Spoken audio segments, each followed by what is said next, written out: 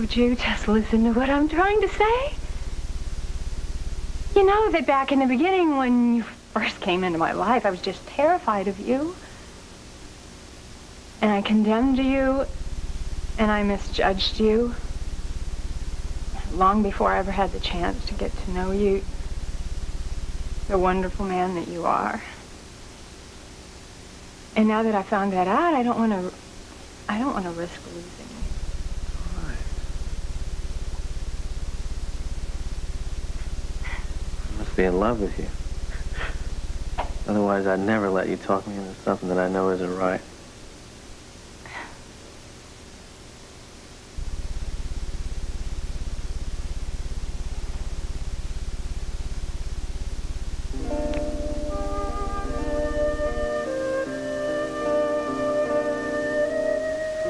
I know you asked me not to do that until you gave me permission.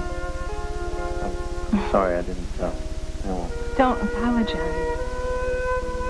I think you probably asked my permission about 100 times with your eyes. You're asking again.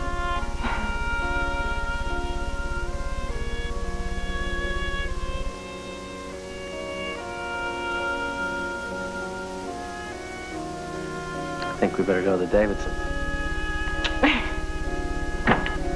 Wait.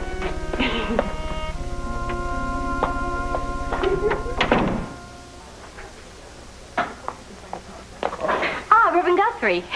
Oh, it's so good to see you again, Miss Wright. Thank you. My photographer, his assistant.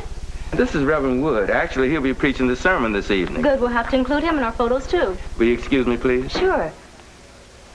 Now, Reverend Wood, I was wondering, before the crowds come, we could start taking pictures of some of the donations for the revival. My pleasure. I was thinking in particular of the old antiquated Bible that Reverend Guthrie told me about. Oh, I'm truly sorry, Miss Wright. But that particular Bible is not here. It's not here? No.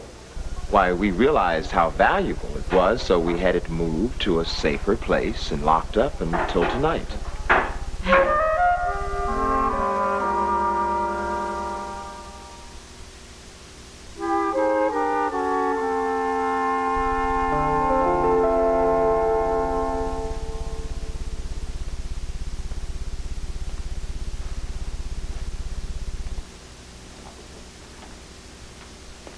She looks great, doesn't she? Terry, you should have seen her when I found her in that deserted warehouse. She looked like she'd been traumatized by one of those horror rides in an amusement park.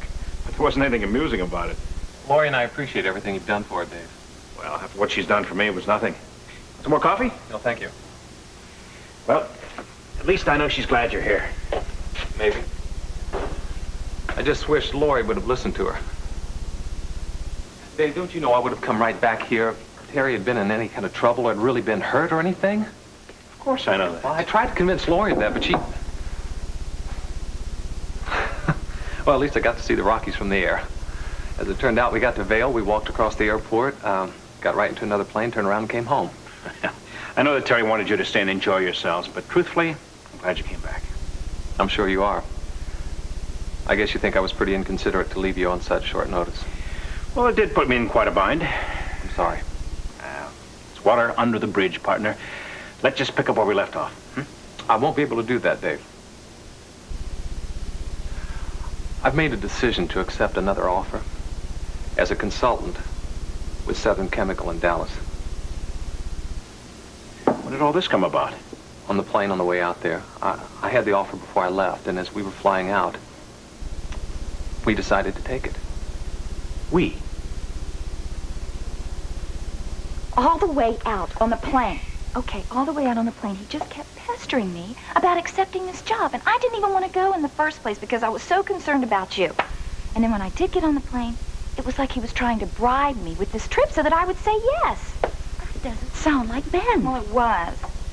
You know, it's as if this friend of his, Brian, offered him the trip so that he could accept this job. Why would Brian want Ben to join Southern Chemical in Dallas? Oh, I don't know.